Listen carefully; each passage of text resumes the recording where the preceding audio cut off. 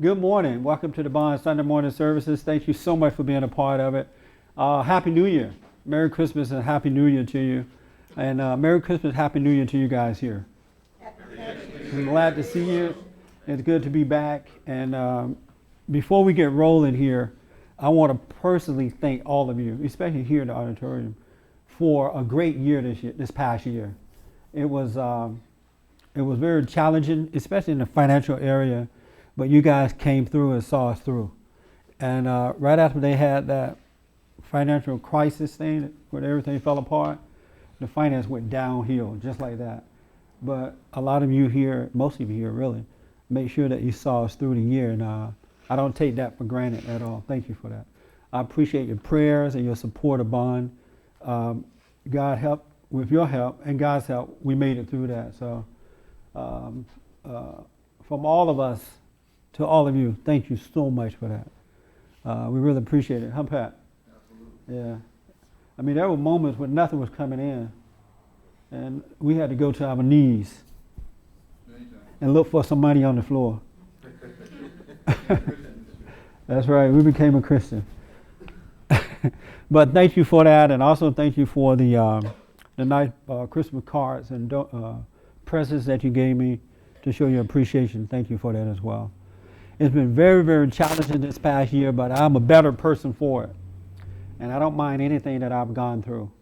I had to go through it all. And I just want to, and also out there in TV land, thank you very much for what you've done to help us. A lot of people donated to us. They prayed for us and for the young men and women of Bond, and thank you for that as well. I had a good vacation. For the first time, I went on vacation this time of year. I went to Hawaii by myself, Honolulu, by myself. And a lot of people say, oh, I would not travel by myself, right? But I had the best time by myself. I got a chance to really just pray, be quiet, didn't watch TV, or my phone was ringing. I didn't answer the phone. One person called me and said they were about to jump off a bridge, and I said, cool. And hopefully I see you in heaven, but I think if you commit suicide, you probably won't see me up there, because you're not going to make it. But they didn't commit suicide. So I didn't answer my phone. I went on a submarine. Anybody ever done that in Hawaii? You go on a submarine, and we went 115 feet below water, or down there in the ocean. And it is beautiful down there. If you ever go to Hawaii, make sure you take the submarine trip. It is absolutely beautiful underwater. We saw a shark and old turtles and beautiful fish, and I had no idea it was that colorful underwater. Did you guys know that? I knew it. You knew it. Raymond's the only one who knew it.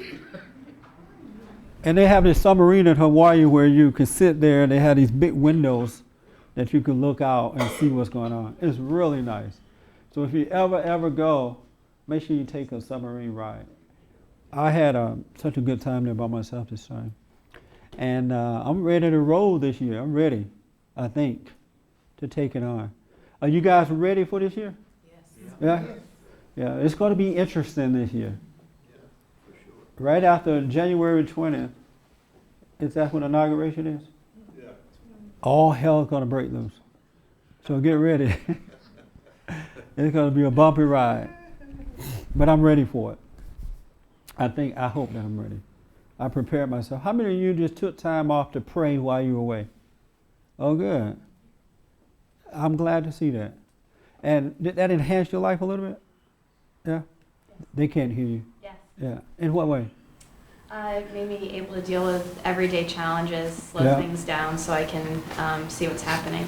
That is so true. I felt a sense of confidence, about having my prayer time and quiet time and not just, pigging out and partying all holiday season. There's like a sense of confidence that comes, that you're ready to deal with it. You did it? You prayed that? Yeah, I found the same thing. There were some very rough things that happened at the end of the year, and it was very helpful. Yeah. I could at least see myself being in turmoil and separate the turmoil from me watching it. Didn't make me feel any less that way, but I could watch it, and then that helped. Yeah. Didn't make Great. it go away. Are you over the honeymoon? You got married. Is No, that I'm over? still You're still on. on a honeymoon? I'm still enjoying it. It's still cloud nine. It never was cloud nine. It was just a whole lot better. A whole lot better. It was. Yeah. Yeah. Well, good, man. Who else took time to pray? Oh, good. How was it for you, Susan? It was really, it really helped me a huge amount, as I was really lost in my thoughts a lot. Yeah. And involved in things, and this has kind of pulled me out, so it's just like a whole different world. Right on. You know, you mentioned that you had no TV earlier, and I made sure that I did not watch TV in Hawaii, and it does make a difference when you don't have a TV to watch. It forces you to pray or read or do something different. Have you noticed that? Yeah. So I may throw my TV out. Do you believe that? No. Not gonna happen, buddy. No. But it does make a difference when you're not into the TV and the music every day. You know, just wake up with that stuff. You tend to focus on yourself a little bit more, on the things that are important. Forrest, did you take time to pray? Yes, they did. And did it help in any way? Yes. In what way? Well, I like to go away like you did, and I did. So I went up to Oregon during the blizzards and everything, and I was alone, and Yeah. I just look out the window and sit still, and the reality of things seems to hit harder, That's and you right. see things more clearly. And I went out and visited Roy Masters one day out at his place, and you know, it was very pleasant.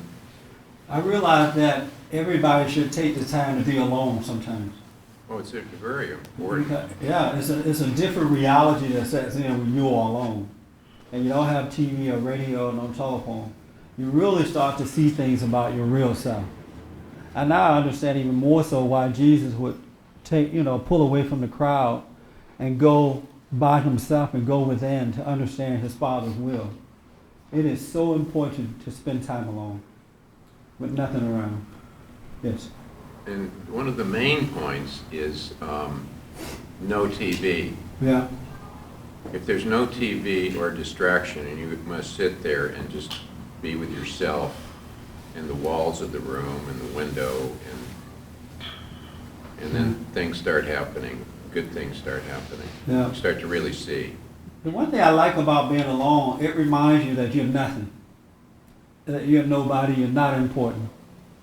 Because we all like to feel like we're somebody or something. But when you're by yourself, you feel unimportant. And reality kind of sets in. You become like a nothing kind of a feeling. Have you noticed that?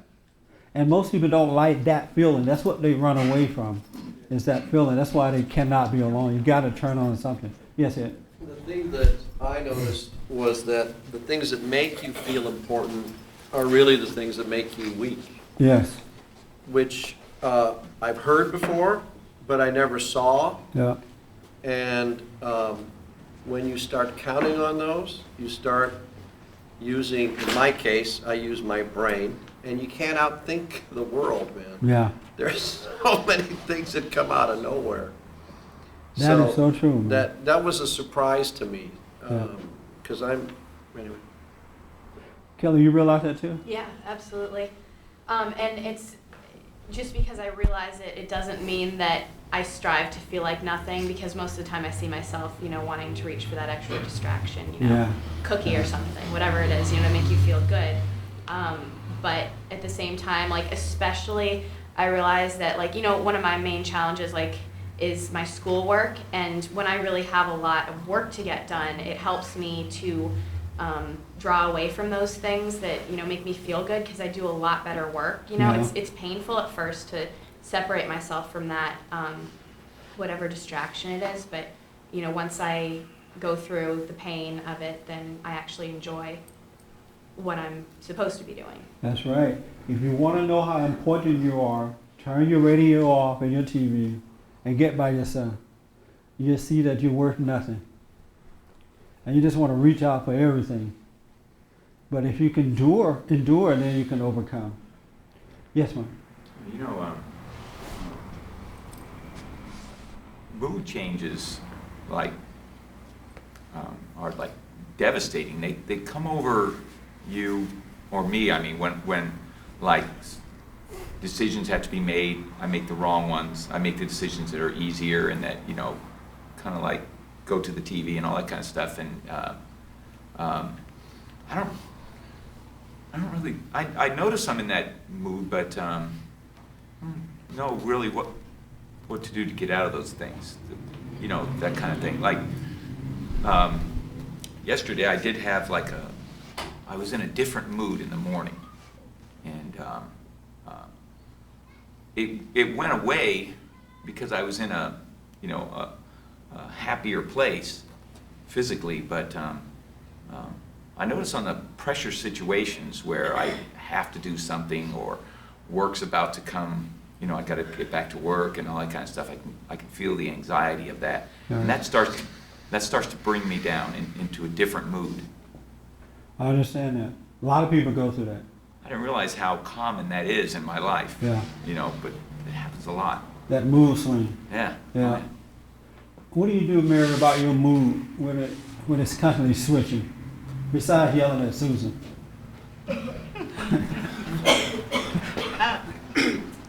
When it's constantly switching? Yeah, when you go from one mood to another one. Mood swing. Sometimes I go with it, or sometimes I observe it. Yeah. When you say you go with it, you act it out. Uh-huh. Yeah. And why do you act it out at times? Because I'm not in the moment, so I'm not wanting to force myself to sit. You know how you gotta like be still. Right. So if I'm not doing that, then I just go with it, and then later I go, oh. Yeah. Last year our theme was Practice.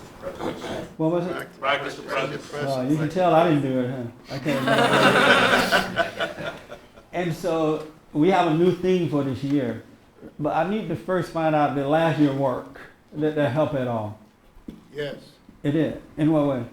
Well, I've been practicing the present, and it's so peaceful there. Like coming today over here, it used to be stressful. Right. Coming and just trying to stay in the moment. I was here, it seemed like 5 minutes.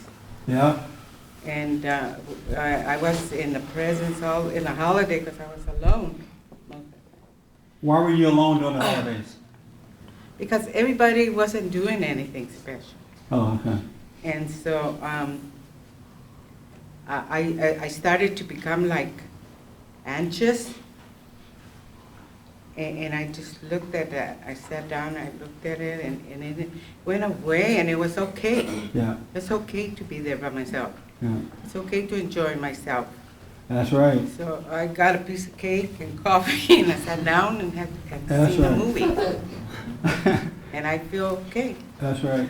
You know, one of the things that I did in Hawaii by being by myself, I went out to eat several times, and I met a lot of people from around the world who were just so friendly and open, and normally I don't get a chance to do that because I'm with someone. I'm normally talking to the person that I'm with, but it allowed me to talk to other people that I didn't know, and it's amazing how we are all the same, you know, because the guys were talking about how bad their marriages were, and the women were talking about how bad their husbands were, or they couldn't find a good man. I mean, it was just the same thing. I'm like, wow, we are all the same, but yet we think we're so different. We really are the same. And it just helped me to understand that it's a spiritual thing, and the skin color doesn't even matter. Because no matter where you come from around the world, you have the same problems. And that's why it's so good to be by yourself so you can see the reality and overcome, and you can help others too when you run into, because people have the same problems, same type of stuff. Yeah, it was just so enjoyable. Yeah. Really. A lot of people can't believe that you go out, you can travel by yourself. You know, some people won't even go to a movie by themselves. Anybody here ever go to a movie by yourself? I do. Yes. Oh, good. You guys are all saved. We can go home. I love going to the movies by myself. I hate it when I go with someone and they talk during the movie. Oh, they're about to shoot him. Watch out. I went to the movie. I saw Clint Eastwood movie. Gran Torino? Yes. Anybody seen that? Run, don't walk. Hurry, hurry, hurry. I highly recommend that movie. It's when boys were boys and men were men. You're gonna love it. Run, don't walk. I saw it by myself. I got there early. I went in the middle of the day when everybody else was out partying. I sat right in the middle of, I like sitting right there in the middle, and I bought some popcorn and raisinette. And I put the raisinette in the popcorn while it was still hot. And shook it up and got ready. And as soon as the movie started, I started in on my raisinette. And you get that bittersweet taste, that salty sweet taste. You ever done that? Oh, yeah. It's nice, huh? You're the only other person on earth. M&M's with popcorn is good too. So what? M&M's with popcorn is good too. Oh, you do it? Yeah. That bittersweet taste. Yeah, salty sweet. Some people don't like that. Yeah. You guys all laughing at me. You don't know what you're missing.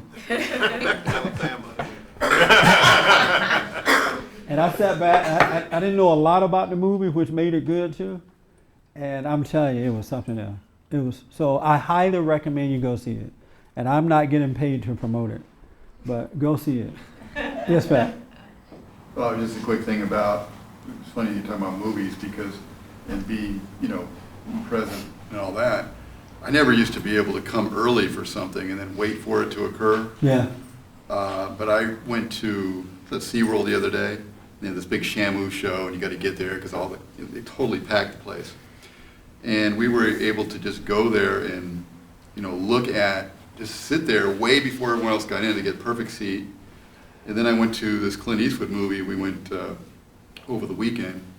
Got there way ahead of everybody. Got the perfect seat right in the middle, and no problem. Just kind of sitting there, waiting for everything to happen without getting really edgy and crazy. Yeah, that's a very good point. It was just really nice. And then I didn't even eat anything during the movie. I didn't want to eat. Well, even after watching the movie, I could talk about the movie for an hour, but after watching the movie, it was funny because I went to eat later, like regular food. Yeah. But the movie itself was so good.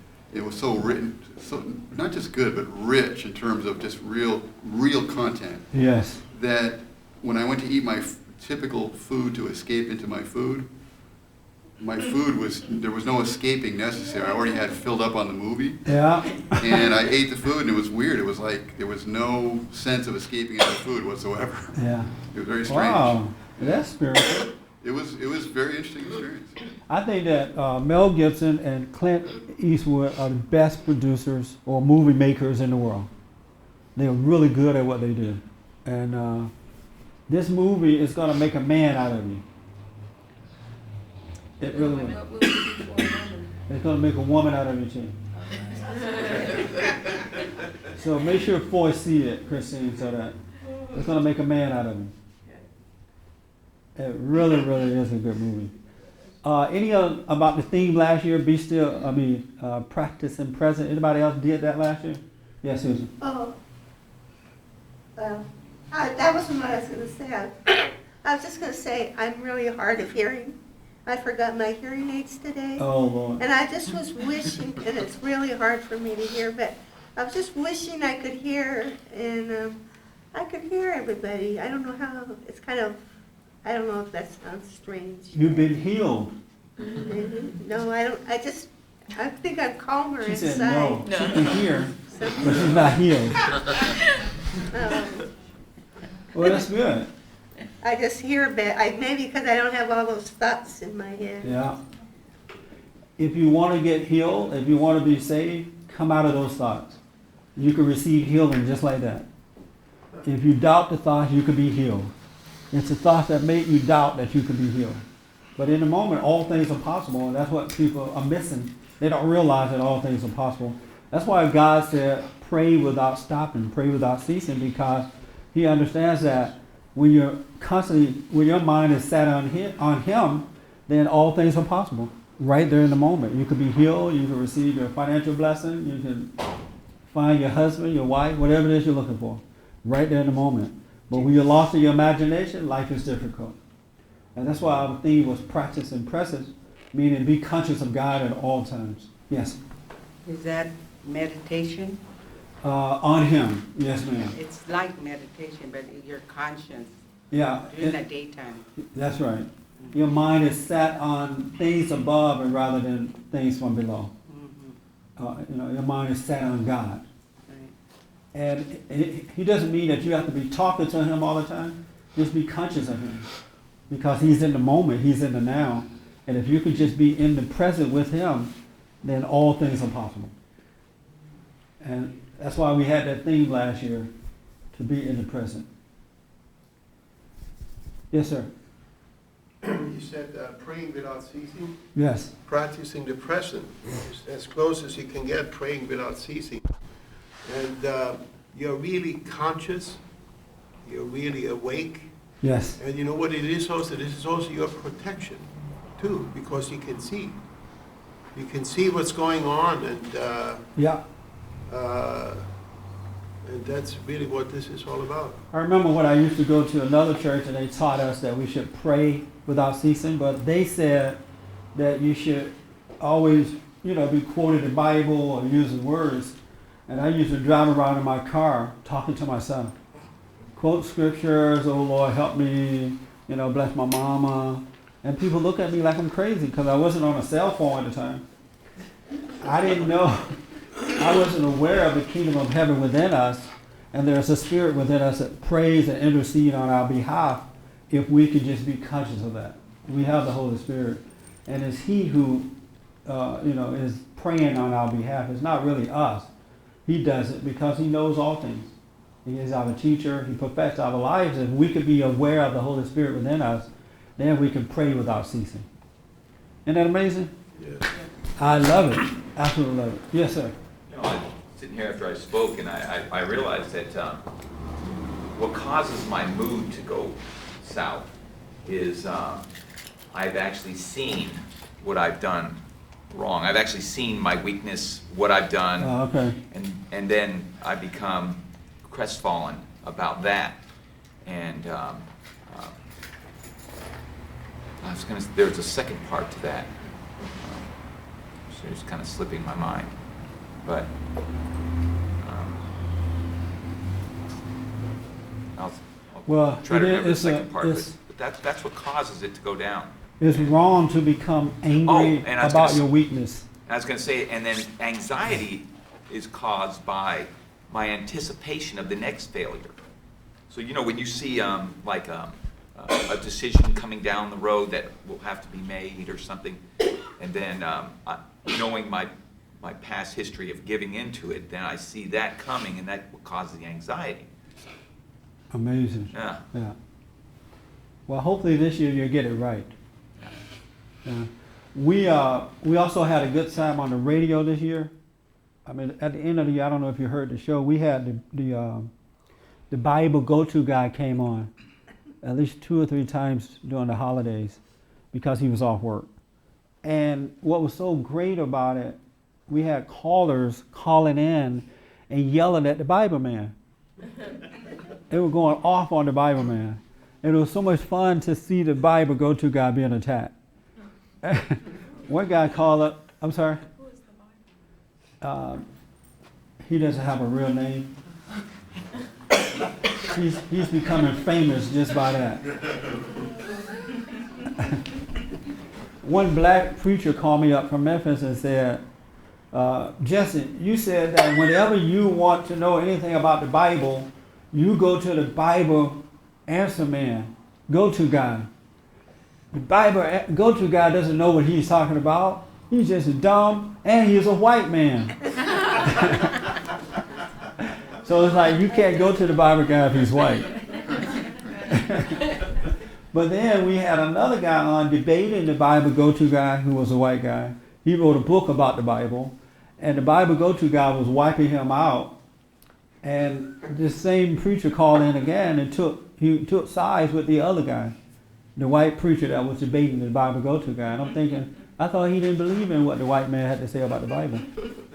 But it was fun to see the Bible go-to guy. Have anybody ever heard the Bible go-to guy on the show? Yeah. Yeah, isn't he great? He's great. He's great. For a white man, he's something else. So he's going to be on more this year coming up, so look out.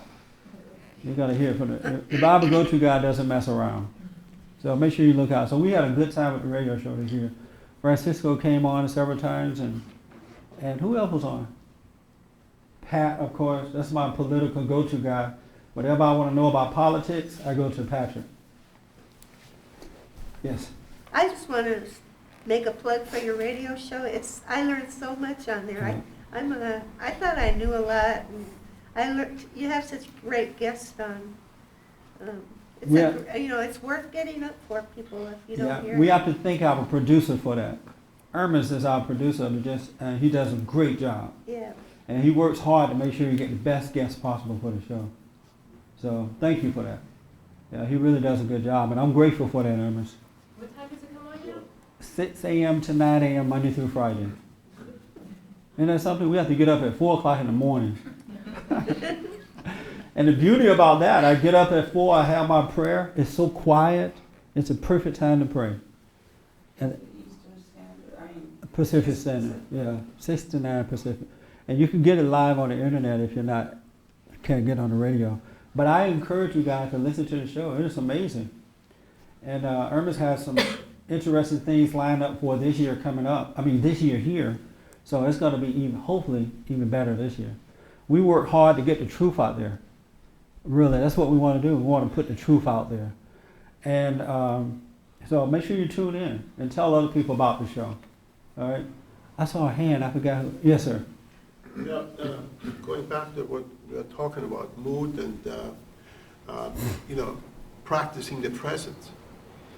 If you practice the present, you are not really subject to mood swings because you can see what's going on. Because you get tricked into mood swings by not being aware. And suddenly you discover that you're told that something happened and you weren't aware of it. And suddenly you find yourself in a different mood. But so are you moody? You never moody? I discovered myself being in different states, and I saw that I didn't realize that when it happened, but I saw afterwards when I am in it that I was unaware. So you are moody at times? Not really. No, I'm not. Actually, I'm not moody. You're never moody. Come on. Well, this is the beginning of the year. Let's not slide out. I would say if I just look at myself, not asking anybody else, barely noticeable. So are you moody at times? Yes. No, I'm not. No, I don't know. I don't know what to say, honestly. If I just ask myself, no, I don't know. But so you don't know if you're moody at times? Huh? You don't know if you're moody at times?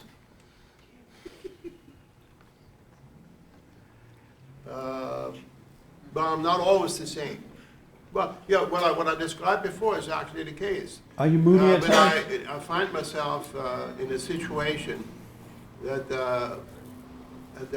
I realized that I was not aware, and that's the reason why I got into it. So are you moody at times?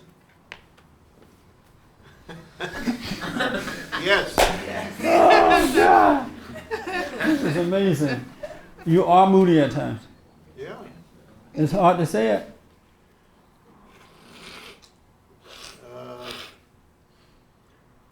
Well, when you say moody, in order, what I understand of being moody is it's the same meaning as is. In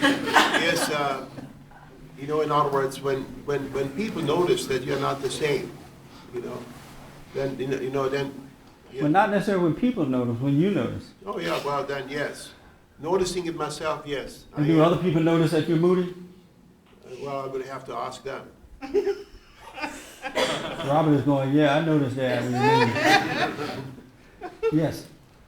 I was just gonna say that I was kind of disagreeing with him in terms of I realize that if I'm having a change in my mood, or if I'm feeling if I'm feeling sad, or if I'm feeling whatever, it usually is about a lack of presence in the Right. moment. It's always like I'm worried about what's gonna happen or something that happened before, or it's always there or there. It's never here. Right.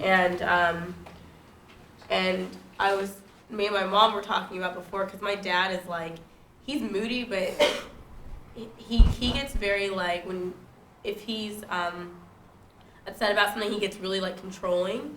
Like, I guess if he's not feeling like he's controlling things in his life, he starts trying to control everybody else. Right.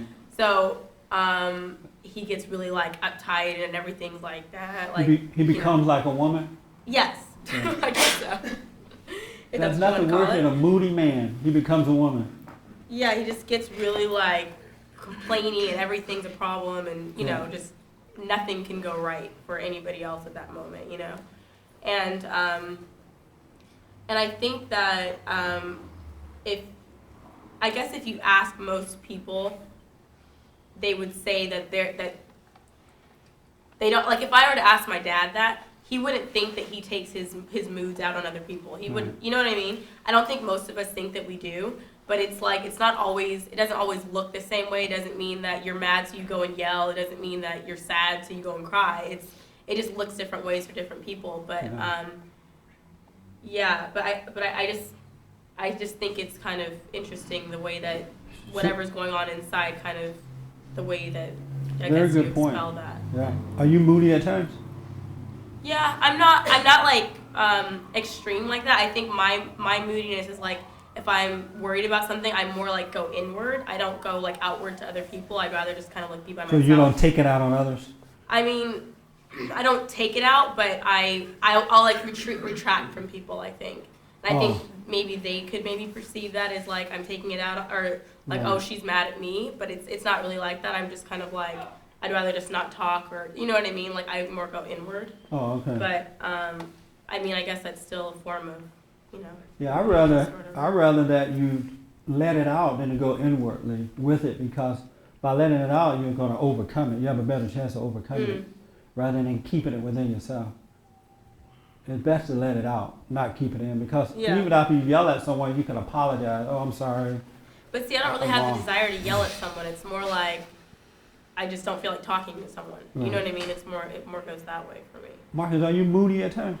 Yeah. You are? And do you yell at people when you're moody? Sometimes, You yeah. do? Oh, yeah, I raise my voice. You raise your voice? Yeah. I'm more like her father, you know, I kind of like, you know, things that I get angry at myself.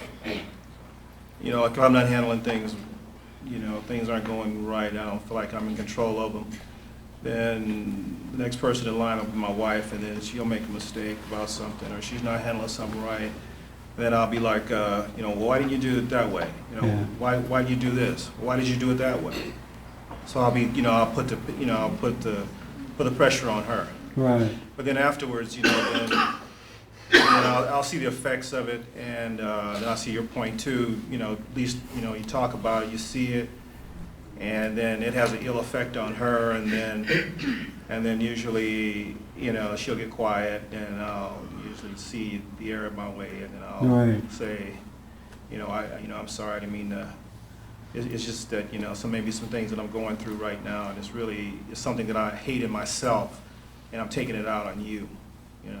Yeah, it's best. I mean, nobody want to be yelled at, of course, but it's best to get it out rather than keeping it within. That's for sure, because it's going to eat you up if you do. Well, I mean, the way that I probably get it out if it's me myself, like the way that I deal with it is like I usually like write in my journal, and that usually helps me feel. You do what? I write. Oh, okay. And like when I write everything down, it makes everything seem much smaller than it seems in my head. Oh, okay. And then that kind of expels it for me.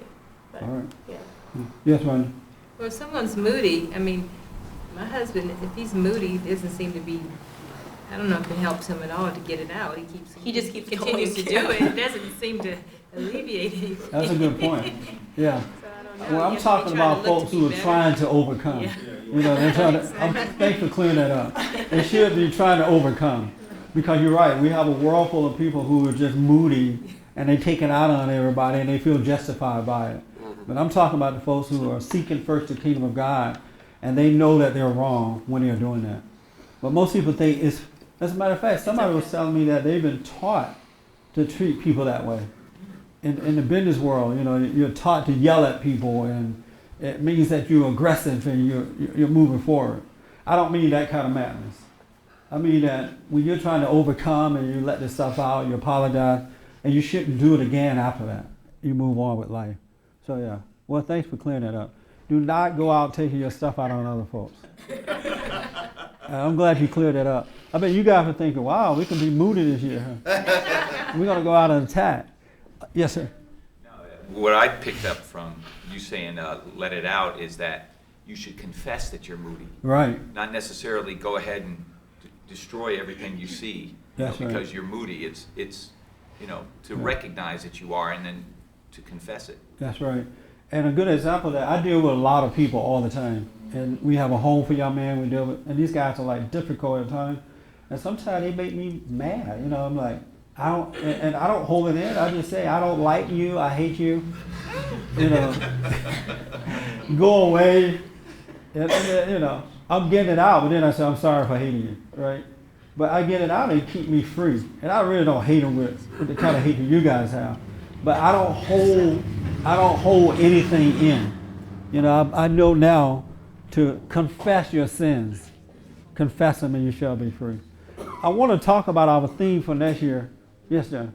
Yeah, just real quick, as long as we talk about being moody and all this stuff, and you saying letting it out and all this stuff. But with the intent to confess and get over it. Yes, but there's also, it says in the Bible, you know, that don't show, you know, if you have turmoil in you, don't show the world, or, you know, don't run around with a sad face, or don't, right. You know, I mean, so how does that fit into the picture here? He is saying, do not look for sympathy from others. Do not look for someone to save you from your troubles. You know, deal with it within. Let God come and save you. And if you confess your sins, you're not looking to someone, hopefully you're not looking to someone to save you from it. Yeah, I see. Yes, sir. You know, repression of your emotions. Yeah. If you repress your emotions, it's 10 times worse. You know, right. If you repress your anger, you can. That's how those assassins, those people that kill people and they go off. That's because of a lot of repressed anger or repressed emotion. Right. So it's much worse to hold it inside because there's no outlet. You either destroy yourself or you destroy others. It's best to get it out. So the best thing to do is let it out. That's right. And not try to force it. You know, drive with your brakes on. Any kind of you know, emotion or crazy, even the crazy desire is the same way, because you hold back the crazy desire you have, even though it's off, the desire is 10 times worse. You got to let go and let God. There are moments when you just want to pull away from the crowd. Mm-hmm. You don't want any advice from anyone. You don't want to be preached at. You want to go through what you got to go through. There are those moments. Those are good moments too.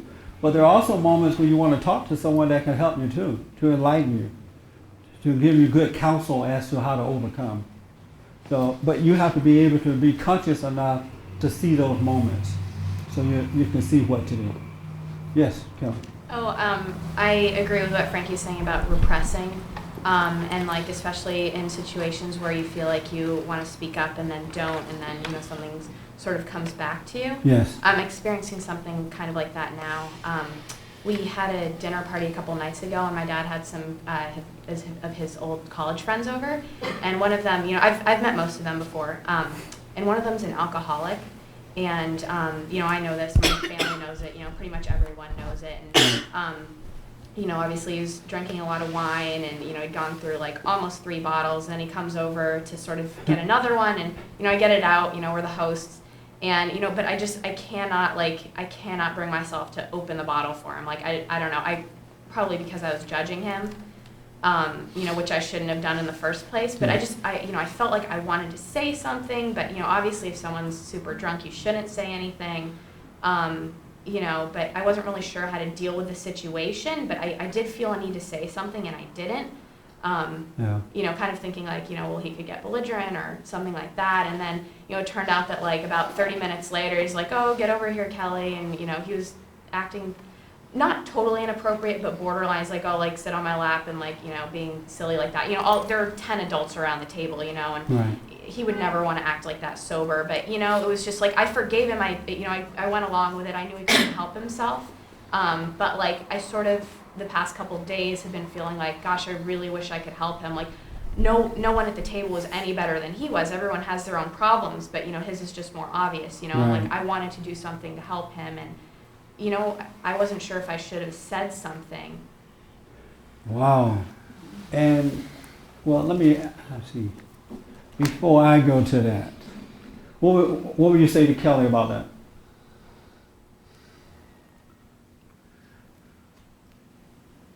I'm not sure.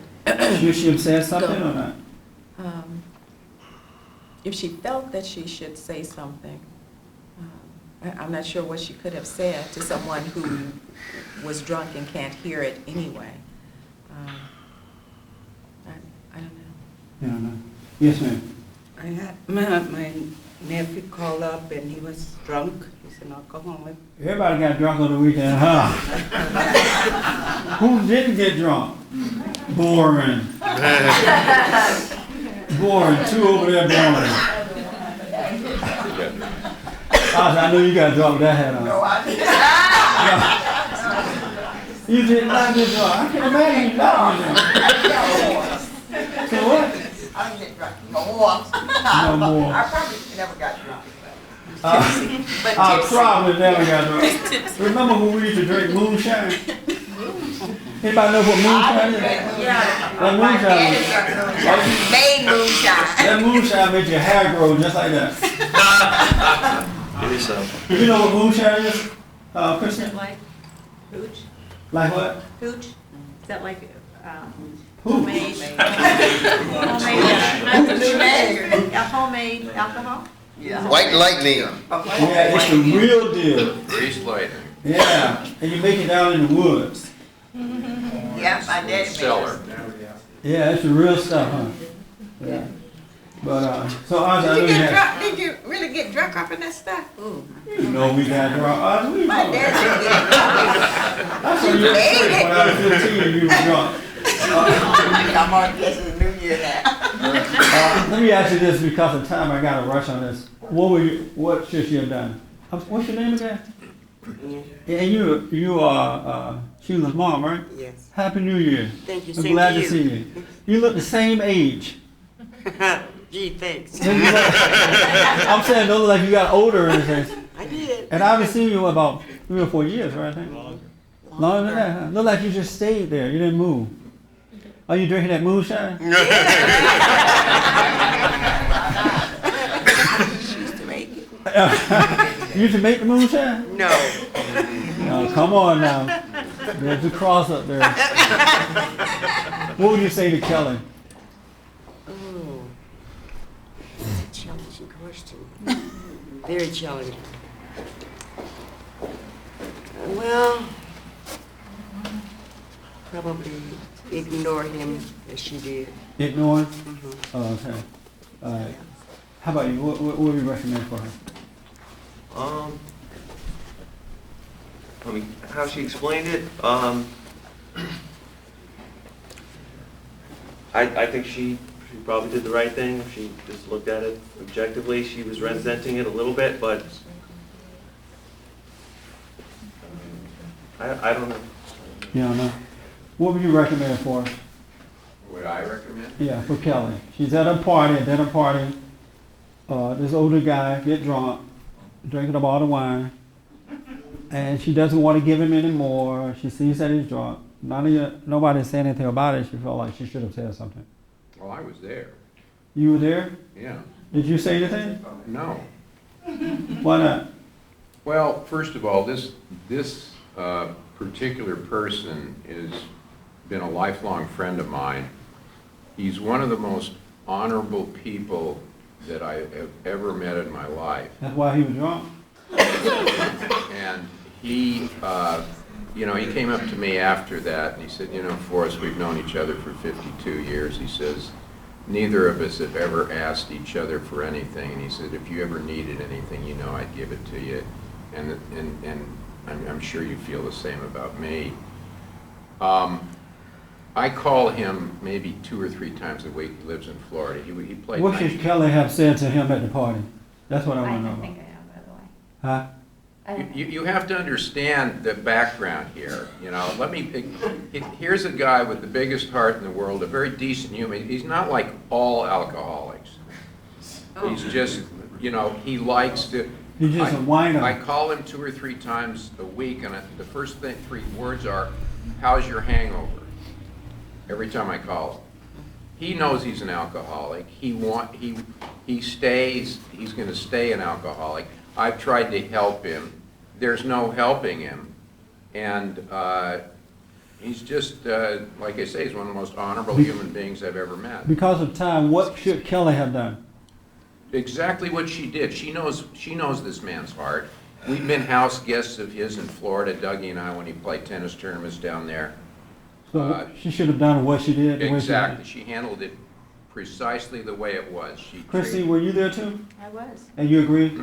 Well, you know, when you have your father in the room, I mean, you know, you look to somebody that's going to protect you. She's 21, you know, and I think I would have, you know, probably just passed the bottle to my dad, you know, let it up to him and kind of, you know, because he's her protector.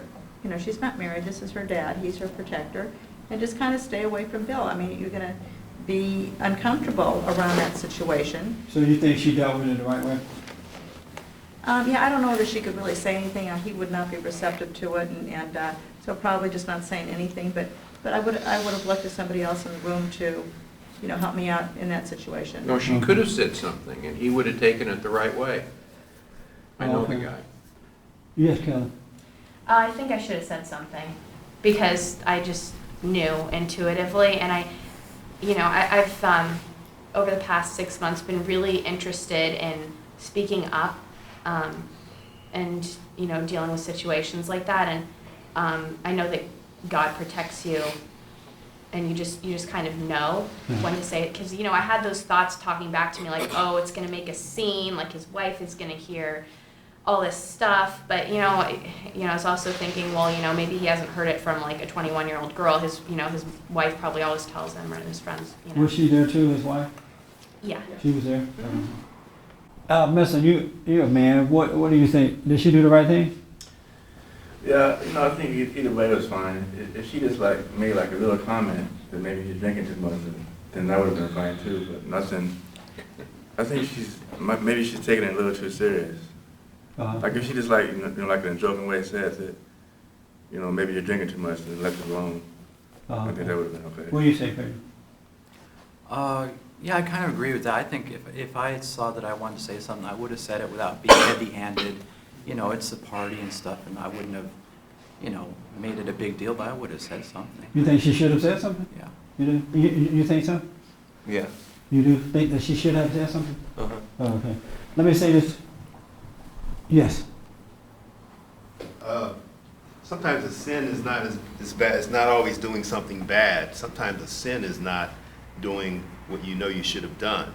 And even though it may have no results or, you know, nothing for her own benefit, if she would have just said it, or not even been the alcohol girl, just passed the job.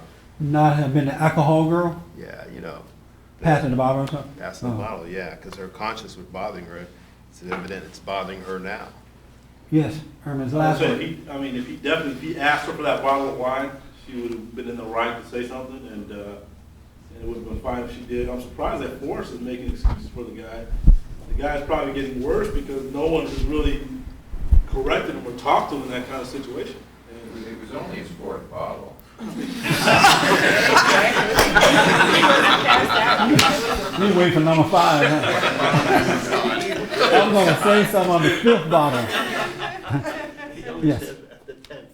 I think that she should have said something, but I don't necessarily. I just think the best thing to do in that situation is, like, if she was the one in control of giving him the wine or whatever, then she should have said something, and and just said like, I'm not gonna give you anymore. I think you've had too much, and then she can give it to Forrest or whatever. But I don't think it's true that like, she's not on his level, or like all these things just sound to me like excuses. Like, we're all people and we're all responsible for each other. So there's no like, you're older than me. It's like we all have the same issues, so we should all be like relating to each other based on that, I think. Yeah. Nobody else raised their hand on this issue. Which one? I think Kelly needs to go see the movie Gran Torino, and she'll get her answer. Okay, because the way that Oriental girl handled. Don't tell the movie. All right. I Anyway, knew you were gonna continue. the other thing is. You need to be rebuked right now. I can't wait to talk about it. Listen, the other thing is. So you think she should have said something? I'm going to tell you this. That. Don't mention the movie, No, Mark. not about the movie. I had a similar situation. Someone was way out of line. Long story short. And there wasn't any, yeah, I will. And there wasn't any thinking about it. All of a sudden it just came out. What the heck are you doing? And I'd like argue with her husband. We just went at it. And I noticed that when you start to wonder if you should speak up, and you're starting to play around with that in your head, you just might as well admit you've already judged them, and that you're in that thing, and then there's not caring about them. Speaking up is something you're not really in control of. Kelly, there are some things I'm not sure of, and other things I am. Without a doubt, you should have spoken up. Yeah. You should have went dead off. That man got issues. He may be a nice man. We're all nice folks with issues, right?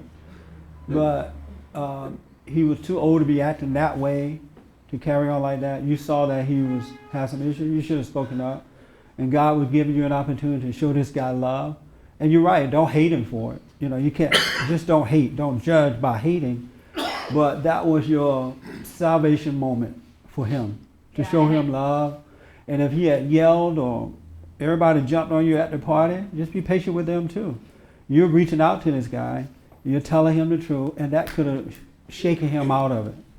He would have remembered this young 20-year-old girl that's the only one that told me the truth, and it would have been embarrassing, which can sometimes be good for you, to be embarrassed like that. So you absolutely, that's why it still bothers you, as somebody just said. Right, no. Because you didn't do the right totally thing. Playing on my mind, Yeah. and Yeah, it was for you to do it. It may not have been, and Christine is right, Forrest should not have allowed that to happen. He should have protected you from that. And he should love his friend enough to tell him the truth. If I'm over your house and I'm getting drunk, Forrest, and I'm losing it, you need to tell me. I would want you to tell me. Because sometimes a friend can wake you up out of your denial or out of your sins. And as men and women of God, we have a responsibility to do that. We're not supposed to hate the person, but we have a responsibility to rebuke and to correct. But don't hate, don't judge the person. And if you're not doing that, you're not that light. God wants us to be the light of the world and the salt of the earth. And the light of the world is not concerned about what the world is going to think about the light. Its purpose is to love by showing them how to overcome. You absolutely should have spoken up. Yeah, and it seems like the sort of judgment came more after. I wasn't feeling that way in the moment. I just kind of saw it, for what it was, and that's, one of the You reasons judge I just yourself for not speaking up. Yeah. Now you hate yourself, and that's where the judgment is. You saw clearly this guy needed some help. Somebody needed to say something, and that was your moment. But don't worry about it. Sometimes we miss the moments. Don't judge yourself. It'll come around again. The one good thing about God, He wants us to overcome. So He thought we can't move forward until we overcome that situation. And so it's going to come back. It's going to come back again. And if you don't judge yourself, you'll be ready for it and overcome it. The setup was perfect for you to overcome. Your father there, your mother there, all these other adults there, good friends, a guy's drunk. You saw that something needed to be done, you should have done it. That make sense? Yeah. Yeah. But don't hate yourself if you don't do it. Just say, wow, I should have said something. Right. And then you'll be ready for the next time. But if you hate yourself for not speaking up, you're going to miss the next moment too. Okay. But your dad should not have allowed it to go that far and then say anything. I told him, but yeah, you should have spoken up. Without a doubt. Okay. You should have. It's not up to you to make them hear.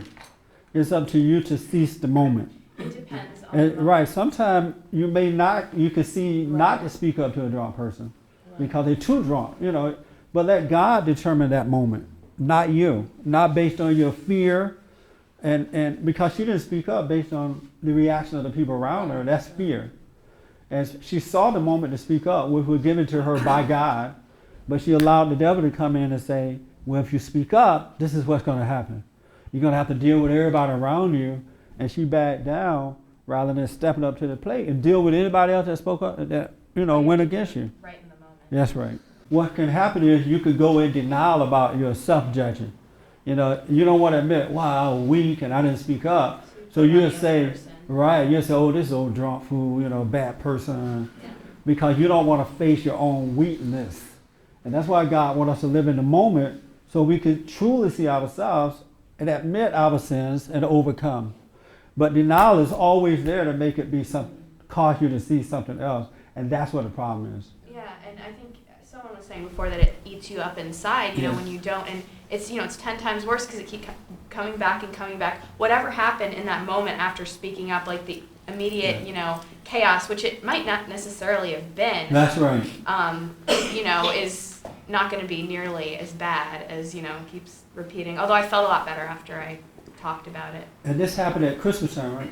This happened a couple days ago. A couple days, okay. Yeah. And it's still with you because you didn't speak up. Mm-hmm. But had you spoken up and had everybody attack you, you'd still walk away free. Right.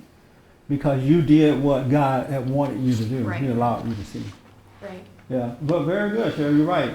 Denial will step in and make you start judging the other person rather than facing your own weakness.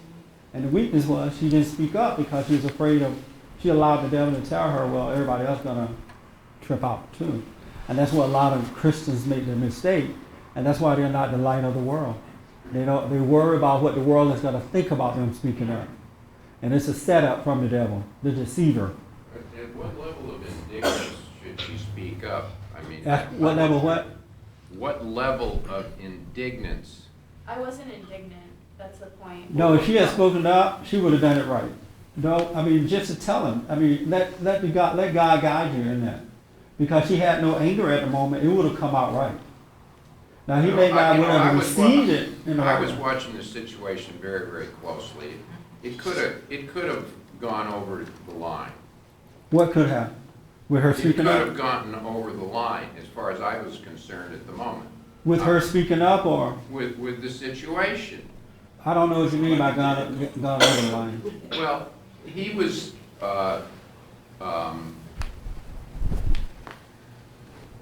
drunk, and he was in the process of hugging people, other men. There's 2 or 3 guys that we've known each other for over 50 years, and he's a very affectionate guy. And then he asked, you know, he feels he really likes Kelly, and my other children, a great deal of affection for all of them. And he asked Kelly to sit on his lap, on his leg, and he's kind of holding her like this, and she's good-humored and not. But it sounded like he had already crossed the line. Oh, yeah. The guy already crossed the line for us. And that happened after I had the opportunity to speak up, you know? Cross what line? And that never would have happened. Kelly's a grown woman now, a drunk man. I don't care whomever it is. They'll have a right to ask her to sit on his lap. Especially when he's drunk. Well, she could have said no, I suppose. No, that's not the issue. He asked your daughter this in your home while being drunk. He's seeing things in a different way. You know, and that's where, if you had stepped in a long time ago, it wouldn't have got to that point, or she spoke up about it. What different way does he see things? Have you ever drunk before? I've been drunk plenty of times. Don't you see things differently when you're drunk? I don't know, do you? Yeah, when you're drunk, even an ugly woman look pretty to you. This particular guy doesn't think like that. You don't know that. I do know He's a that. man. Kelly's a beautiful young lady now. No, he's been married for 35 years. He's never had any affairs. He doesn't look at women that way. And the guy gets drunk every night. So why would you want a grown, young, 20-year-old, how old are you? 21. 21. 21-year-old woman sitting on his lap He when was he's drunk. treating there were 7 people at the party. Did he ask Christine to sit on his lap? Everybody. No, did he ask Christine to sit on his lap? I mean, he gave me a kiss on the cheek, he gave the other guy a kiss on the cheek, and he gave her no kiss. But did he ask any other women there to sit on his lap? Really? Other women? Yeah, at the party. Did he ask anybody else to sit on? Kelly was making the rounds around this table and waiting on the table. The Boy, other you're in women denial about this. all sitting down. Boy, you're wrong. You're making up excuses about this rather than facing it right now and get over it. This man has some issues that Well, need to should he be. call her? Should she call him on the phone or write him a letter about the situation? No, she needs to do what she's doing now. Learn from it. Forgive herself for not speaking up and move on in life. Because it'll come again with someone else and she'll be ready for it. How do I forgive myself? Just realize that I did the wrong thing, and if I feel like resentment towards myself, just notice it. That's all you need to do. Yeah. And God, because you're now coming out of denial about yourself, and God will save you from it. It's a spiritual thing. God doesn't want you to deny your weakness. He wants you to face him. And so yes, you're going to feel some pain, and that's good. Just don't resent that pain, and it'll be over, and you'll be a better person for it. And when that situation come again, and it will, maybe not with this guy or not even at their house, somewhere else in life, you'll be ready for it. Because you'll be more conscious now. You're not in denial. Right. So yes, ma'am, take the pain of not speaking up. I've done that. Sometimes I let moments pass when I know I should speak up, but I don't. And I feel the pain of it, but I know it's because I didn't I didn't do the right thing, and then I'm free from it. Yeah. That's all you have to do. Don't judge yourself. Don't go into denial. All right? Yeah, take the pain. Yes, sir. Yeah, I think it's a wake-up call for Kelly that she's an adult now. Right. She's 21 years old, Yeah. and now she's an adult free of any other human being, including her dad, who she Right. still respects, but she can't wait for him to make the right decision. She's her own person now. Yeah, this is your spiritual path that you're on, not your dad's, no one else at this point. And so these opportunities are coming from God for you to become a better Christian, a better person, a good example of good. It's your path now that you're on. You're a grown woman now. So you can't really rely on anyone else at this point. Now, if somebody steps in and they help you out, that's good. But you have to rely on God now. God said that when we were children, we rely on our parents. Once we become adults, we have to seek the pathway ourselves. And so now is your moment to do that. Yes, ma'am. I'm trying to make it quick. Kelly, I know how it feels to be caught in that position. We have a very dear friend, our goddaughter's father, who probably is 10 times worse than that. First of all, he crossed a line when he asked you to sit on his lap. Yeah. That should have never happened, and your father should have rescued you from that. Forrest is wrong about that. Secondly, it happened at our house a week ago that this person came over, our goddaughter's father, and he came in already intoxicated and looking for more to drink. And I told him, I said, my grandmother and my mother are here. My grandkids are here. Other people are here. Go home. Yeah. You can't stay here like that. He went to reach for the bottle. My mom smacked his hand and said, no, get out. Never reach for a black woman's bottle. And when she did that, another person at our home literally took him out of our house to Starbucks and didn't bring him back until much later, and then his wife took him home. But nobody should ever be able to come in your space, in your home, and you not be protected, at least by your father or your parents or somebody. Well, again, she's an adult now, and she doesn't need to rely on them. Oh, even if She relies on for herself, she should be able to do just like I said. You gotta go. Yeah. You gotta go. Yeah. Bye. I'm sorry? It didn't even occur to me actually to look to my dad. I just assumed it was something I would I didn't feel like vulnerable or violated. I actually didn't. It was only afterwards that I got upset about it. Right. Yeah, just wait, look for those moments where they'll present themselves and take advantage of them.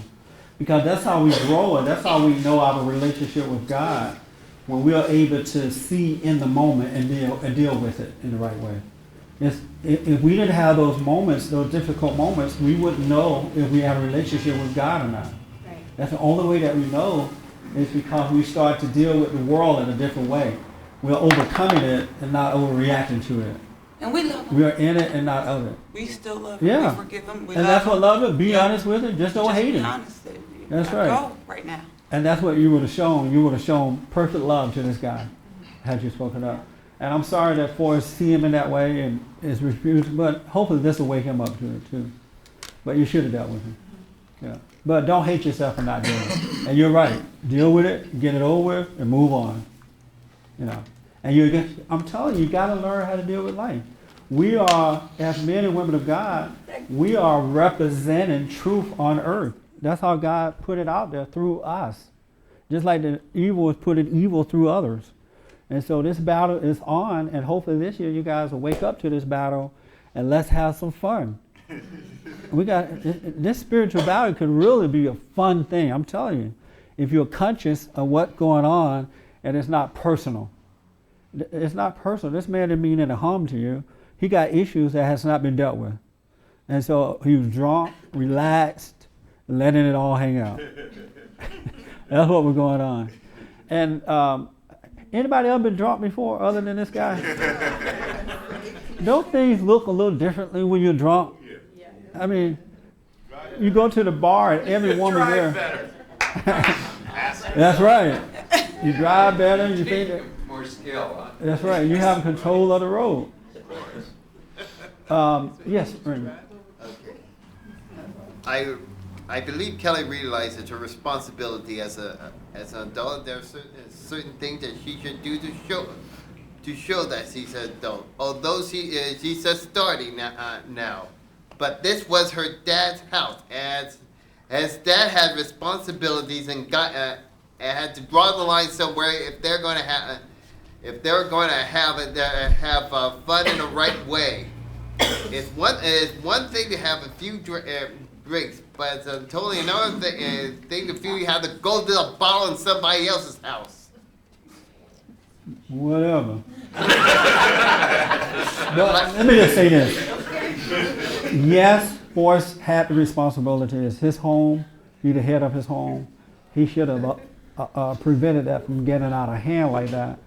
But it was a moment for Kelly, too. It was her moment. And I want Kelly to rely on God within her, because Forrest is not going to be with her when she go back to school, when she's out there in the world and dealing with other men and dealing with life. He's not going to be with her, but God will. And so it was a moment that was presented to her. She's a young person there. It would just enhance her life. Yes, Forrest should have done something, but she should have as well. And that's all I'm saying. That she can't, as an adult, you can't rely on anyone else. And yes, your husband, your father, your husband's supposed to protect the woman, but you can't rely on that. You have that same spirit. That's right. You have that spirit within you too. And you have to trust God, have faith in what's right. But the father should have done something. He should have done something. Yes, Pam.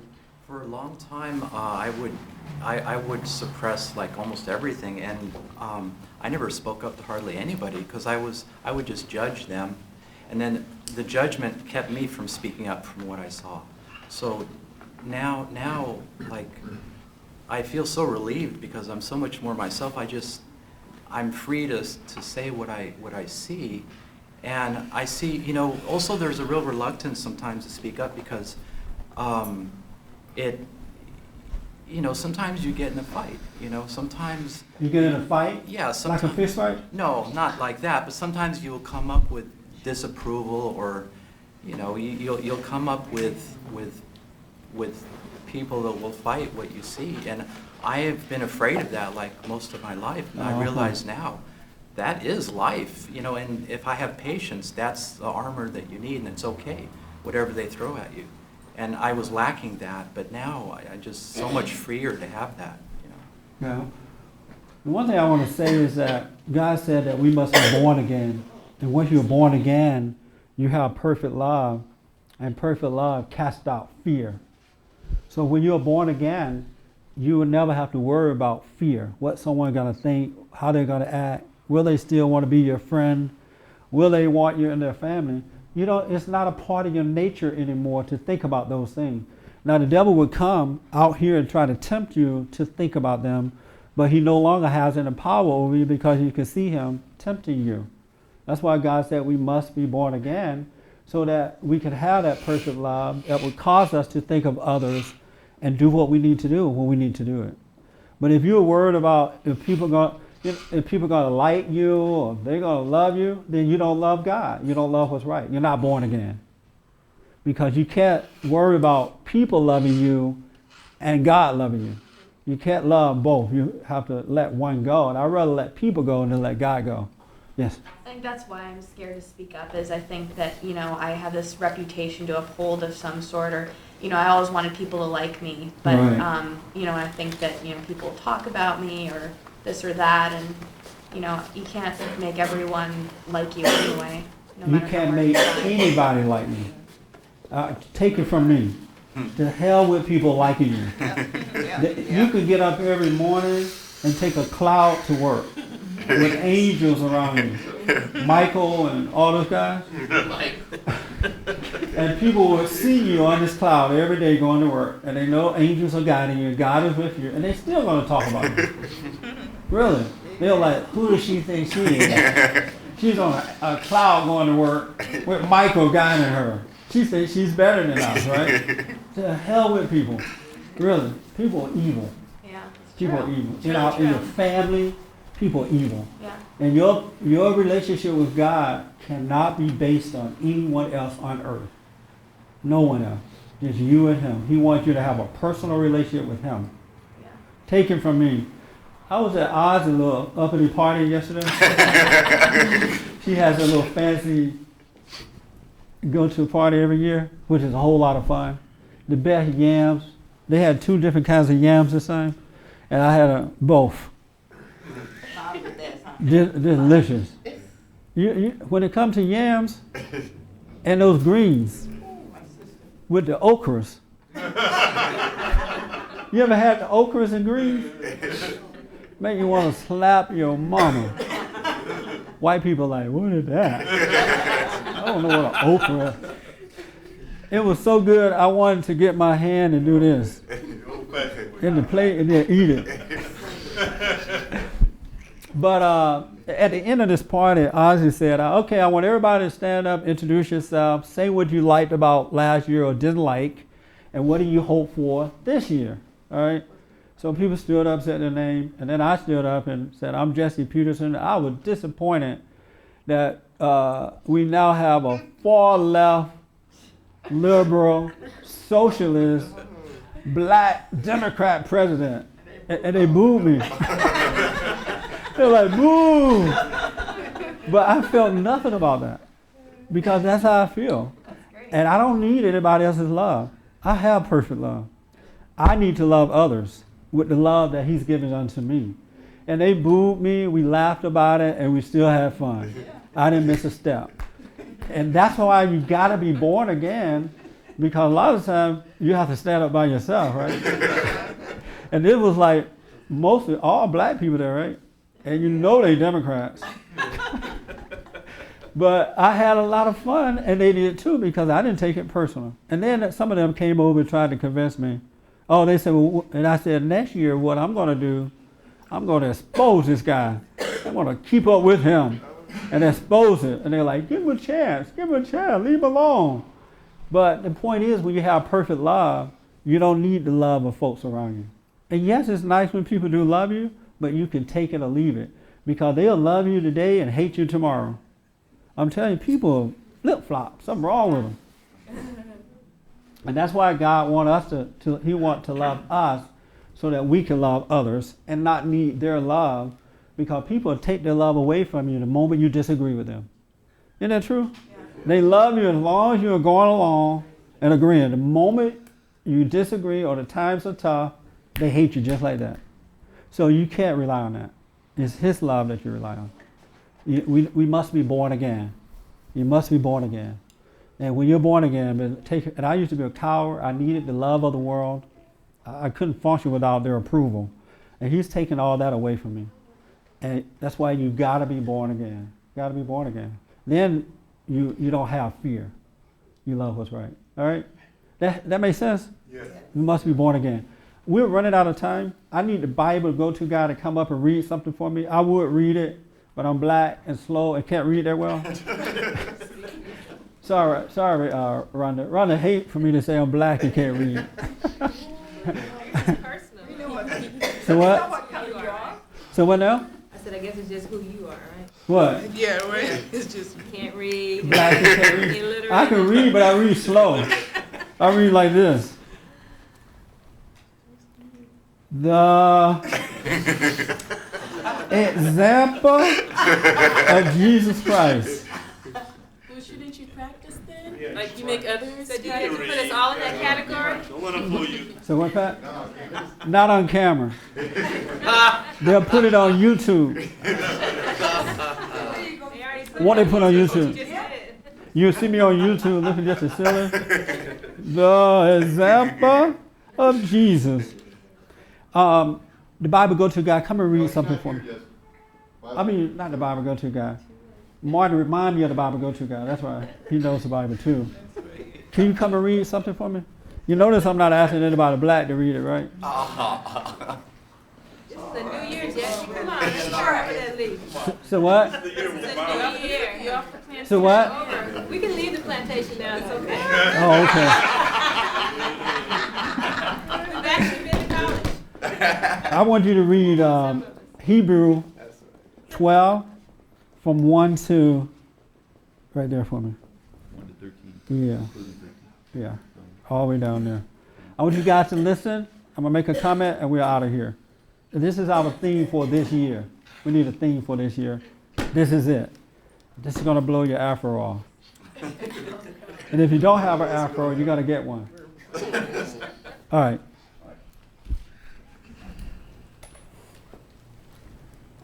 Have you forgotten that encouraging text in which you were addressed as sons? Read that part first. Oh, this up here too? Yeah. With so many witnesses and a great... Right here, boy. What's that? The example of Jesus Christ. Maybe she calls the white You got the white man up there, but you can't follow I know.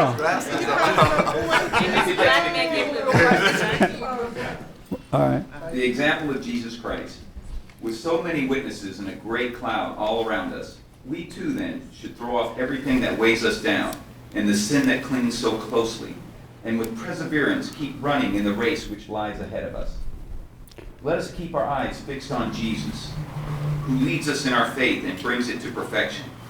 For the sake of the joy which lay ahead of him, he endured the cross, disregarding the shame of it, and has taken his seat at the right of God's throne. Think of the way he persevered against such opposition from sinners, and then you will not lose heart and come to grief. In the fight against sin, you have not yet had to keep fighting to the point of bloodshed. God's fatherly instruction. Have you forgotten that encouraging text in which you are addressed as sons?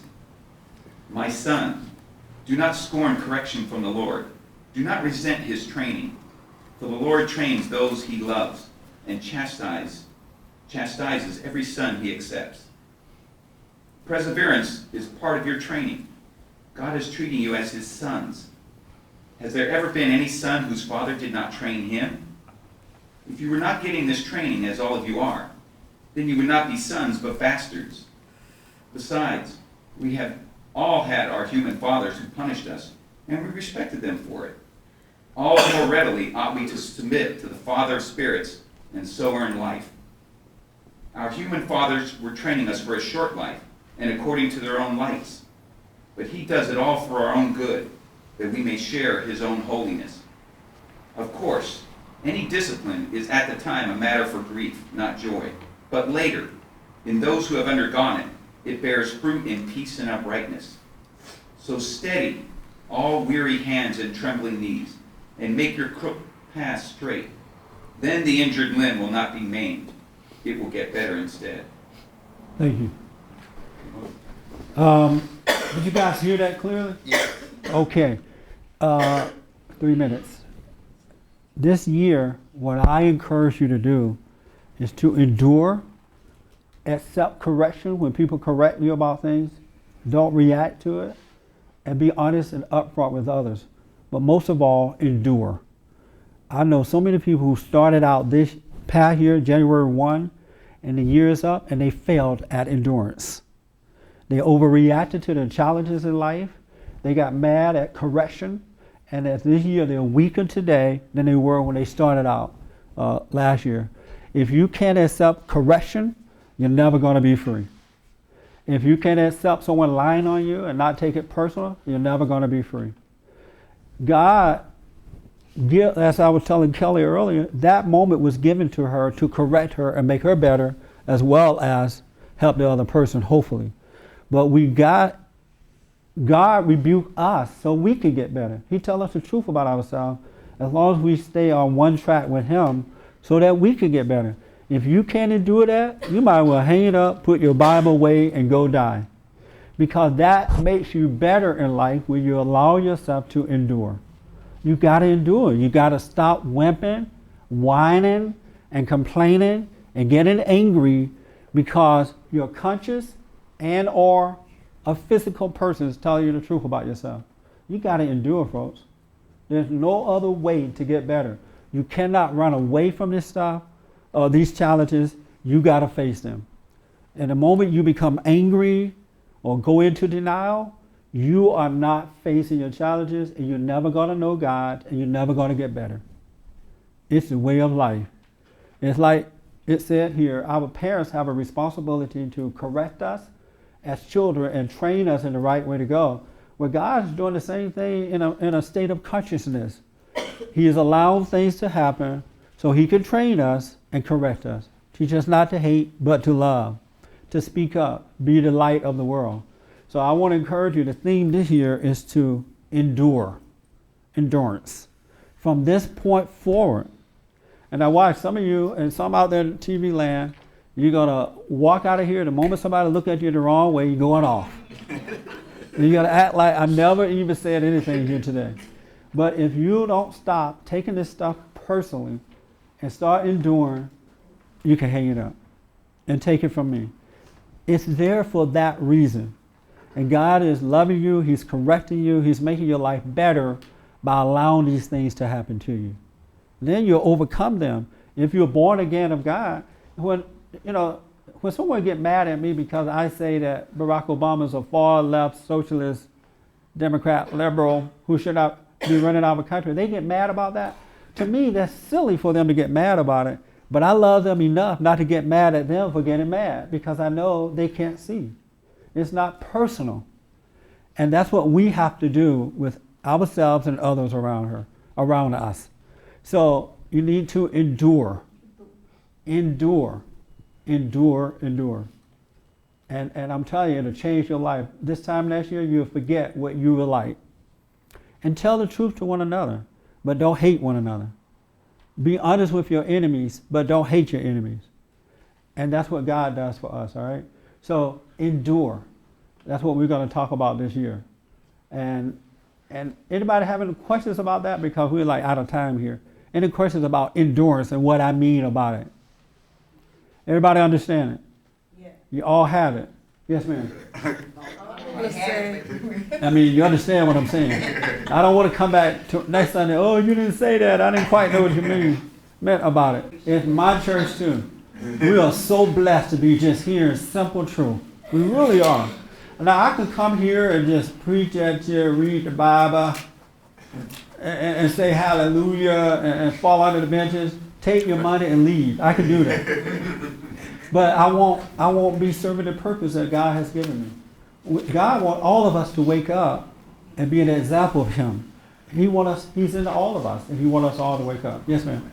I just wanted to say something about that because I was just thinking, I went to another church over around Christmas time with a friend, and I was just standing there, and everyone was singing, like they sing for like 45 minutes. Yeah. So everybody was singing and going on, and then like the pastor like read like one paragraph, and that was the end.